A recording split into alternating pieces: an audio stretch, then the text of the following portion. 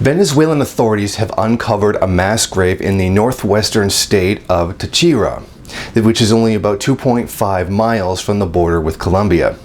Now, the Venezuelan authorities say that they suspect that there were other mass graves out there, and they also believe that the victims in the grave are also Colombians. The 12 corpses in the grave were found near La Mulata, and they were in an advanced stage of decay. According to authorities, they believe the bodies have been there about 6 months.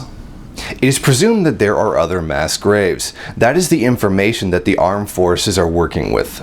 But in the last couple of years, there's been a big increase in the traffic between the Venezuelan and Colombian border when it comes to guerrillas against the government and paramilitaries controlled by the government.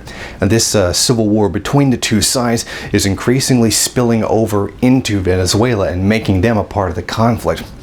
Now, a big part of this, and most likely very related to the mass grave that was found, is something called Directive 29 by the Colombian government.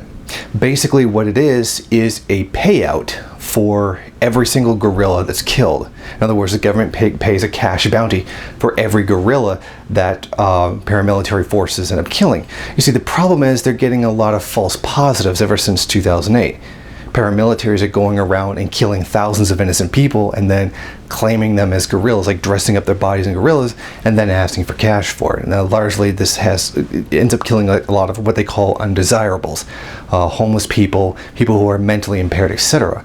And this, mass killing of innocent civilians for cash, all hail the profit motive, is now seemingly part of this struggle, is now spilling over into Venezuela. This problem with false positives is so bad, it's now at the point where 800 members of the military have gone to jail.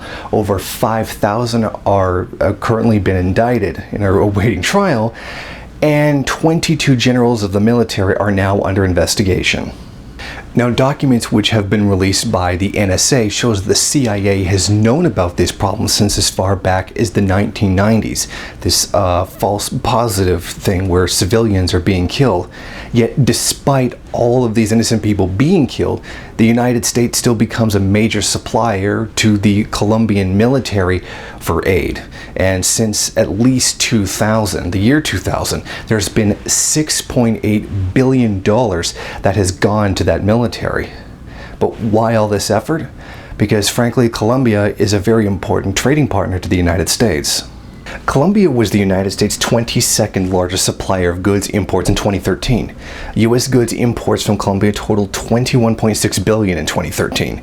The 5 largest import categories in that year were mineral fuel and oil, $15.4 billion, precious stones, $2.5 billion, spices, coffee, and tea, mostly coffee, $939 million.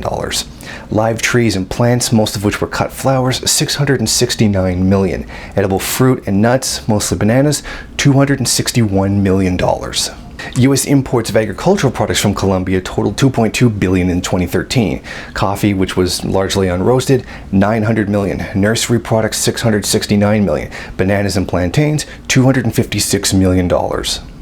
U.S. foreign direct investment, or FDI, or financial capital, in Colombia, that stock was $8.4 billion in 2012, according to the latest available data. 30.3% increase from 2011. U.S. direct investment in Colombia is primarily concentrated in the manufacturing and finance insurance sectors. Colombia FDI in the United States was $779 million in 2012. Trying to maintain this financial capital, as well as access to manufacturing and agricultural products, is largely what's driving the United States' desire to keep Colombia in the hands of, frankly, what is a puppet government. If some forces like the FARC or other guerrilla groups manage to take over the country, its relationship with the United States would largely be severed. And this is why the United States is continuing to fund the absolute straight-out murder of innocent people, just to hold on to its profit motive. Now, I don't think it's really necessary to point out that by the fact that a mass grave has been found in Venezuela and not made it into the mainstream media shows that, pretty much the mainstream media hasn't found a way to blame those deaths on the Venezuelan government. And I think that's pretty important to find out. However, I do believe that they will probably keep this mass grave in their back pocket somewhere and pull it out later as an attempt to attack Venezuela on human rights grounds, which is rather ironic coming from the United States. Would, however, like to keep a lot in mind for a lot of people that a lot of the cheap agricultural products that boost our living standards up come from this. And that desire to get a hold of those products fuels that kind of brutality that the United States is carrying out against Colombia. If you like this video and you'd like to see more of them, then head over to my Patreon page and show your support. Or you can go to the MRN bookstore and check out some of the latest books available.